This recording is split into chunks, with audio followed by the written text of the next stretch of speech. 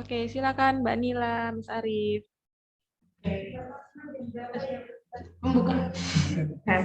Assalamualaikum warahmatullahi wabarakatuh. Jadi saya selaku kasir akan mempresentasikan hasil dari kegiatan magang kami selama 1 minggu yang ada di RSUD Sidoarjo. Loh.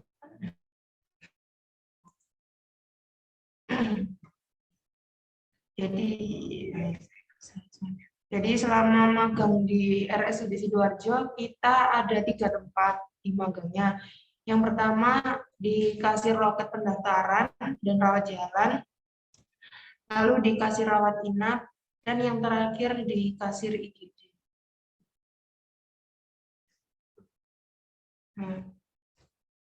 Di hari pertama, untuk pengamatan kasirnya ada di kasir loket pendaftaran dan kasir rawat jalan tindakan. Untuk di kasir loket pendaftaran, tugasnya itu mendaftarkan dan mencetak kartu berobat pasien. Yang di RSUD Sidoarjo, untuk biaya tarifnya 40.000 untuk pasien yang belum mempunyai kartu berobat RSUD dan 5.000 untuk pasien yang mencetak kartu poli. Untuk kwitansi pendaftaran berlaku hanya untuk 2 hari. Apabila pasien daftar, tetapi dokter yang bertugas di poli berbeda dengan yang diinginkan, pasien bisa kembali datang esok harinya. Jadi tidak daftar lagi ke loket pendaftaran. Seperti itu. Untuk yang kedua di kasir tindakan. Kasir tindakan ini tugasnya menerima pembayaran atas tindakan poli, seperti di RSUD Sidoarjo Barat. Untuk metode pembayarannya menggunakan tunai dan non-tunai. Non-tunai dari transfer bank, mesin EDC, dan QRIS.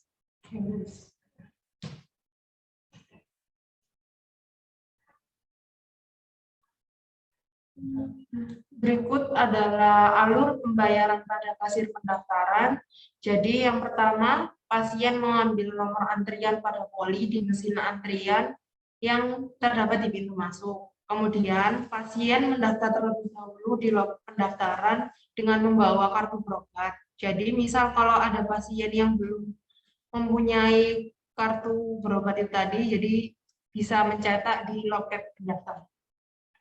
Kemudian pasien diarahkan ke kasir untuk membayar biaya pendaftaran. Untuk pasien baru, biaya yang harus dibayar ada 2, yaitu biaya untuk cetak kartu dan biaya untuk pendaftaran. Kemudian kasir mencetak bukti pembayaran atau kwitansi tersebut terangkap 3. Untuk yang lembar pertama diberikan kepada pasien, lembar kedua diberikan kepada poli yang dituju, dan lembar ketiga digunakan sebagai arsip kasir. Lalu kemudian pasien diarahkan ke poli yang akan dituju. Untuk alat pembayaran pada kasir tindakan, pasien datang membawa kitil yang diberikan ke kasir, terus kasir memasukkan nomor RM ke SIM RS di aplikasinya. Kemudian kasir memberitahukan jumlah tagihan yang harus dibayar. Dan kasir mencetak kwitansi rangkap 3, yaitu untuk pasien 1, 2 poli, yang ketiga untuk arsip. Kasir tindakan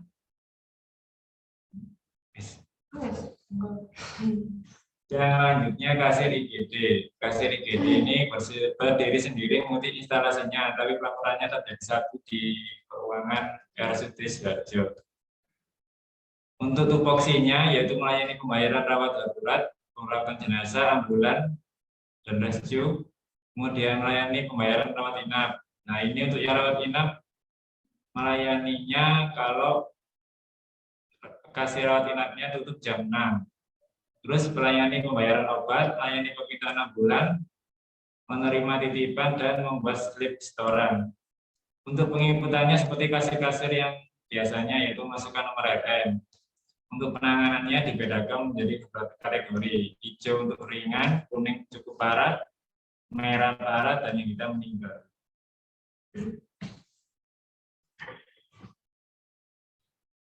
Untuk alat pembayarannya, di kasir IGD, pasien diarahkan langsung ke triase terlebih dahulu. Kemudian keluarga pasien yang mendaftarkan ke pendaftaran. Lalu pasien menerima tindakan dari perawatnya dan diarahkan ke kasir. Kemudian kasir menerima formulir bukti tindakan IGD dan di-entry ke SIM RS. Lalu pasien memberikan uang tagihan dan kasir mencetak bil kwitansi. Untuk kwitansinya perangkat 3. Yang warna putih untuk pasien, warna kuning untuk aset IGD, dan yang merah untuk keuangan.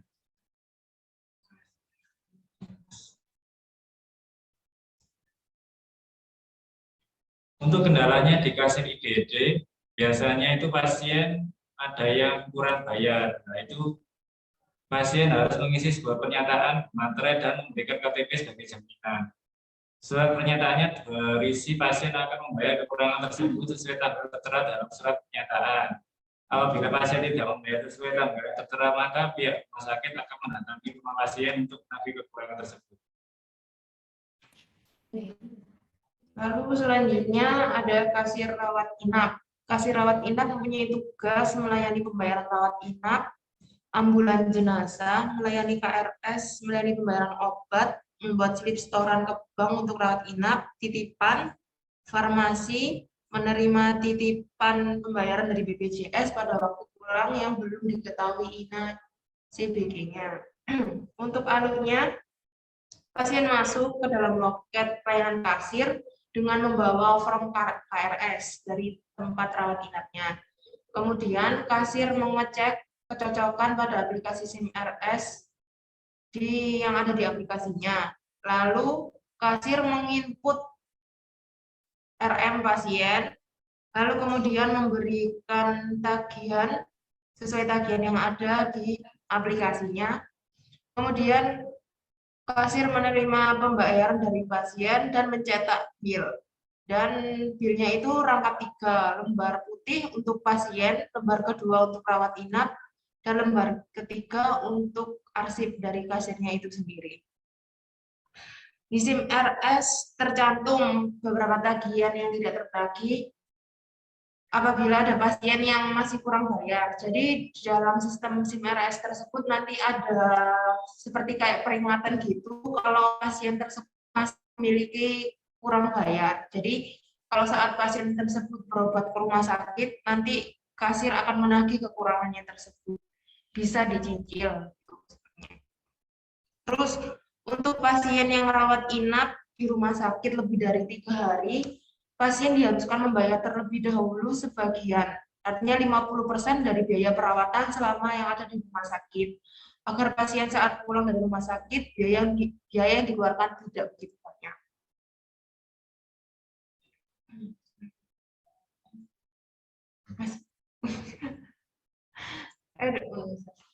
Untuk kendala pada pasien rawat inap itu sendiri sama seperti IGD. Jadi ada yang pasien kurang bayar seperti itu. Jadi nanti akan diberikan seperti form pernyataan bahwa nanti dinyatakan kalau nanti akan bersedia membayar sisa kekurangannya tersebut.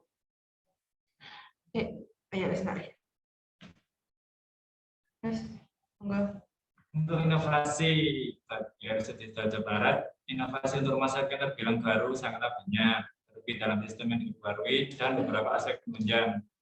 Karena fasilitas yang memadai membuat pelayanan terhadap pasien semakin mudah dan nyaman. Penerapan sistem yang sudah baik dan rinci seperti RSUD Sidoarjo dapat diimplementasikan di RSUD Jawa Barat tergantung sumber daya manusia yang siap dan memadai.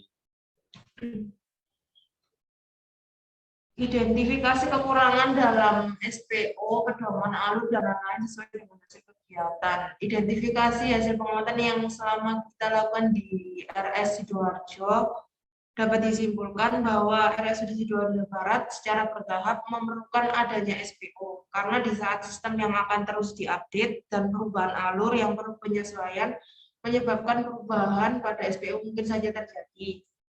Dan juga perbaikan pada SIM RS harus lebih kompleks karena SIM RS yang ada pada RSUD Sidoarjo Barat terbilang masih cukup sederhana.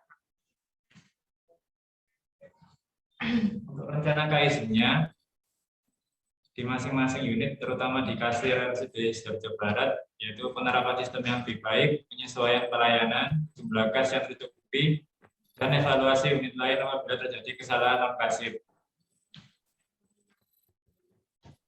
Ya. Untuk rencana tindak lanjutnya kita ada 2. Untuk menyusun standar prosedur operasional kasir itu dari pihak yang terkait, dari bendahara penerimaan dan kasir. Lalu yang kedua ada perbaikan program SIM RS yang lebih kompleks lagi, itu bagian yang terkait antara kasir dan IT. Usulan pelatihannya yang dibutuhkan kasir yaitu penyesuaian sistem yang terus bertahap dikarenakan rumah sakit yang masih baru. Selain sistem metode pembayaran nantinya juga taraf tunai, melainkan non-tunai, transfer, edisi, KRIS, dan beberapa jaminan kesehatan. Jadi akan membutuhkan pelatihan dan pendampingan untuk proses ke depannya. Terima kasih. Baik, terima kasih Mas Arif dan Mbak Nila. Ya. Diskusinya bagus sekali. Mungkin untuk inovasi-inovasi yang sudah disampaikan tadi bisa dirincikan ke dalam rencana 5 tahun ke depan. Jadi inovasi-inovasi ini kira-kira menurut Mbak Arif dan Mas Nila itu cocok di tahun berapa? Itu mungkin bisa dirincikan melalui Excel. Jadi dibuatkan timeline untuk 5 tahun ke depan, terus nanti bisa dikirim ke kita gitu. Terus tadi juga membuat pelatihan apa saja yang dibutuhkan, siapa narasumbernya, berapa biayanya gitu. Jadi diperinci lagi kegiatan yang akan diusulkan. Terus membuat daftar kebutuhan apa saja yang Mas Arif dan Mbak Nila butuhkan selama di kasir itu juga bisa diajukan gitu Pak. Ya, nanti dibuat Excelnya. Oke, saya rasa cukup. Ya. Mbak Firda ada yang ditambahkan? Oke, terima kasih ya Mbak Arif. Ya. Saya izin stop record ya. Ya. Ya.